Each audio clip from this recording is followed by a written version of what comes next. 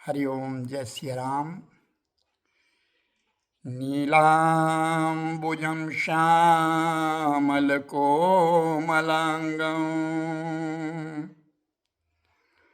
सीतासमारोह पीतवामभागम् पाणौ महासायकचारुचापं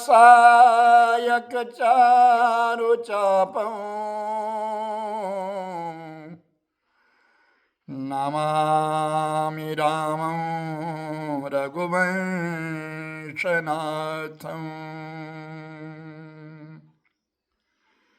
नमामि रामं रघुवंशनाथं।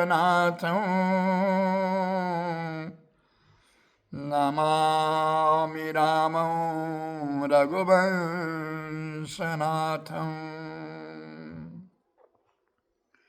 सुप्रभात। प्रभुवर भगवत कृपा से मानव को सद्बुद्धि बनी रहे। अपने नित्य नियम पूजन में यही मांगिए, ऐ परमात्मा ये बुद्धि सद रहे, अच्छी रहे, ताकि मैं तेरा भजन करता रहूं। ये ध्यान रहे। अगर बुद्धि थोड़ी सी भी विस्मरण हो गई तो मेरे भाई बहन इंसान को पहचानना बंद कर देता है। महात्मा बुद्ध गांव गांव जाकर के प्रवचन करते हैं और उनके पीछे 1000 भिक्षुक, बौद्ध भिक्षुक साथ चलते थे। महात्मा बुद्ध का कार्य यही था कि मैं प्रवचन करूंगा, मेरी वाणी से निकला हुआ शब्द उसके द्वारा अगर किसी का कल्याण हो गया तो मैं इसमें अपना भी लाभ समझता हूं और मेरा काम यही है। मुझे कर्म दिया है, काम दिया है, सबके बीच में जाना और सदवाक्य को कहना। राजा थी पहले सिद्धार्थ, तो सब कुछ छोड़ छाड़ करके बस महात्मा बुद्ध बन गए। गया जी में बोधि वृक्ष है, जिसके नीचे बैठ करके गए उनके लिए बोध हो गया था। ऐसे महात्मा बुद्ध स्थान स्थान पर प्रवचन करते करते घूमते रहते थे, हमेशा भ्रमण करते। एक गांव में पहुंचे और दिन में प्रवचन हुआ, आज रात्रि में शयन किया। दूसरे दिन प्रातःकाल एक किसान आया और उस किसान ने कहा, महाराज मैं आपसे एक प्रश्न करना चाहता हूं, अगर आपकी इजाजत हो तो मैं आपसे कुछ पूछना चाहता हूं और उत्तर चाहता हूं। महात्मा बुद्ध ने कहा, कहो, जो तुम्हारे मन में शंका है, जो तुम्हारी इच्छा है, सो कहो। तो उस किसान ने कहा, महाराज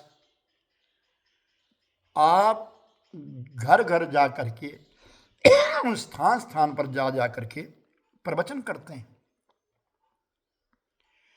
आज दिन तक कितने लोगों को आपने मोक्ष दिलाया है?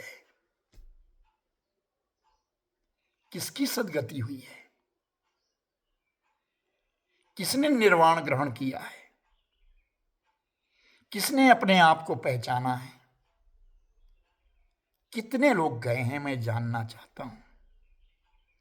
महात्मा बुद्ध ने कहा, इस बात का प्रश्न, इस बात का उत्तर मैं तुम्हें कल कहूंगा, मगर तुम एक काम करो। क्या? जाओ जरा इस पूरे गांव में कम से कम 150 मकान हैं, इन सब घरों में जाओ और देखो लोग क्या करते हैं और इनसे पूछो कि इनकी इच्छाएं क्या है। इनकी कोई इच्छा हो तो कहो। मैं उसमें सहायक बन जाऊंगा, ये काम मैं तुम्हें सौंपता हूं, तब आकर के मैं तुम्हें उत्तर देता हूं। ठीक है। किसान उठा और चला गया, गांव गांव में जाने लगा, अपने पूरे गांव में घर घर में जाता है। कोई मंदिर जाते हुए दिख रहे हैं, कोई शिवालय जाते हुए जा रहे हैं, कोई जल चढ़ा रहे हैं, कोई घंटी बजा रहे हैं, कोई शंख ध्वनि कर रहे हैं। मंदिरों में जा रहे हैं लोग, अपने घर में आ जाते हैं, भोजन बन रहा है, अपने घर में बच्चों के साथ आनंद ले रहे हैं, कोई इधर घूम रहा है, कोई उधर घूम रहा है, उधर घूम रहा है।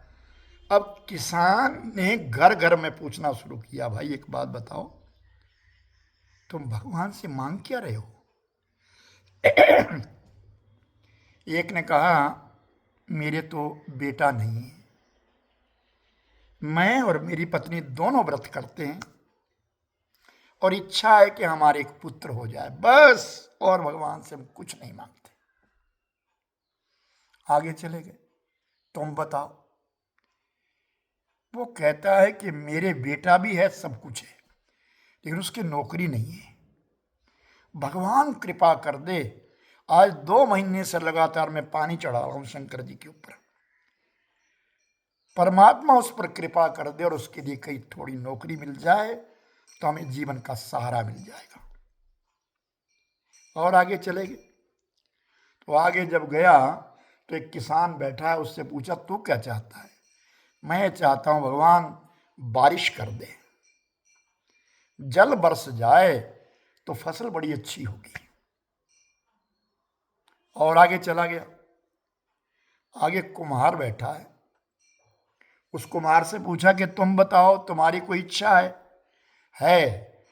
अगर 10 दिन भी निकल गए ना, बारिश ना हो, तो जो मैंने मिट्टी बर्तन बना करके जो आग में डाले हैं, भट्टे में दिए हैं, वो साफ सुथरे निकल जाएंगे। उसके आगे चला गया, जिस जिसके पास गया, जहां जहां भी गया, सबने कोई ना कोई इच्छा प्रकट करी, लेकिन ये किसी ने नहीं कहा कि मुझे निर्वाण चाहिए, मुझे मोक्ष चाहिए, कि मुझे भगवान चाहिए। अब वो किसान का उत्तर उसको मिल गया था। वो महात्मा बुद्ध के पास नहीं गया। कल सुबह महात्मा बुद्ध ने किसी अपने भिक्षुक से कहा कि तुम जाओ उस किसान को लेकर के आओ। वो किसान आया कि बताओ भाई, मैंने तुम्हारे लिए कुछ कहा था, काम तुमने किया? महाराज क्षमा करना, जान गया, सचमुच में यहां दौड़ लगी है, ये मेरा है, ये मेरा है, यहां जाऊं वहां जाऊं। यहां कोई मोक्ष नहीं चाहता, कोई गति नहीं चाहता, कोई भगवान को नहीं चाहता, कोई निर्वाण को नहीं चाहता। महाराज मैं जान गया हूं, क्षमा करना मेरे लिए। तो ये सही बात है मेरे भाई बहन, संसार में उलझा हुआ इंसान है, भगवान को कौन मांग रहा है? वृंदावन की दौड़ है, तीर्थों की दौड़ है, कुछ हम तो चाहिए ये मिल जाए, ये मिल जाए, ये मिल जाए। जबकि ये पता है कि हमको यहां रहना नहीं, जाना है, लेकिन फिर भी ये मिल जाए, फिर भी ये मिल जाए। तेरे की क्या करना, कुछ नहीं कह सकते संसार में। मेरे भाई बहन, इस जीवन में कड़वाहट भी आती है, मृदुलता भी आती है, लेकिन किसी सत्पुरुष के सामने जाकर के अपनी कड़वाहट को उजागर करके मनुष्य नेकी की राह पे चल सकता है। एक राजकुमार था, वो बड़ा कड़वा बोलता था, सबको तंग करता था,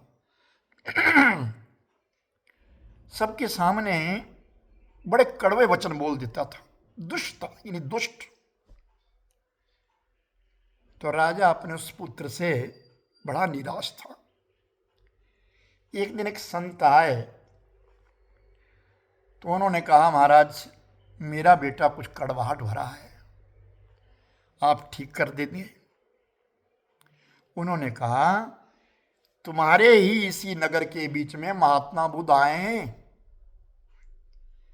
बुद्ध का प्रवचन श्रवण करने के लिए इस बालक को भेजो और खुद जाओ। राजा उठे और बुद्ध महाराज का प्रवचन श्रवण करने के लिए चले गए। उनका प्रवचन अच्छा था, अच्छा लगा, और मन को एक तसल्ली हुई कि अगर मैं राजकुमार को भेजता हूं तो सचमुच वो बदलेगा। और महात्मा बुद्ध से जाकर के सारी बात बता दी, महाराज मेरा जो बेटा है राजकुमार जो है वो दुष्ट प्रवृत्ति का है, दूसरों को गालियां देता है, उदंडता करता है। आपसे विनय है, मेरे बालक को थोड़ा समझा दीजिए, आपका कहा मान जाए। महात्मा बुद्ध ने कहा कल प्रवचन का समय है, उस प्रवचन से 1 घंटा पहले मेरे पास भेजो। राजकुमार को भेज दिया। राजकुमार चला गया, और जब राजकुमार महात्मा बुद्ध के पास गया, प्रणाम किया जैसे घर से कहा था, बैठा। महात्मा बुद्ध ने 2-3 पत्तियां उसको खाने के लिए दी, इसको तुम खाओ। और उसने मुख में डाली तो कड़वा विष, और इतना गुस्सा आया, इतना क्रोध आया, उठा और जिस पौधे से वो पत्तियां निकाली थी महात्मा बुद्ध ने, उस पौधे को उखाड़ा और नीचे फेंक दिया। महात्मा बुद्ध ने कहा क्या किया तुमने? बालक के पौधा तुमने नीचे गिरा दिया, उखाड़ दिया। महाराज इतना कड़वा है, इतना विष, इतना जहर है, और जब ये बड़ा होगा तो इसका क्या हाल होगा? हमारे राज्य को नष्ट कर देगा। जिसके अंदर इतनी कड़वाहट, इतनी बुराई है, ऐसों को तो निर्मूल नष्ट कर देना चाहिए। तो महात्मा बुद्ध ने कहा कि जो तुम्हारे अंदर कड़वाहट है वो, इसका मतलब तुम लोगों को क्या संदेश दे रहे हो, और लोग तुम्हें क्या कहेंगे?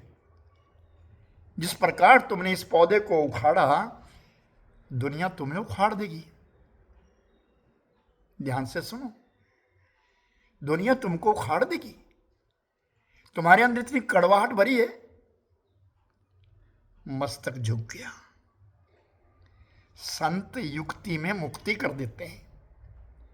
प्रवचन सुनने लगा, और एक दिन इतना सरल बन गया कि राजा अपने पुत्र को देख करके महात्मा बुद्ध के चरणों में नतमस्तक होकर के जन्म जन्म के लिए कृतार्थ हो गया, नमन किया। जिस पिता की संतान अच्छी हो जाए, जिस पिता की संतान निर्मल हो जाए, वो पिता धन्य हो जाता है।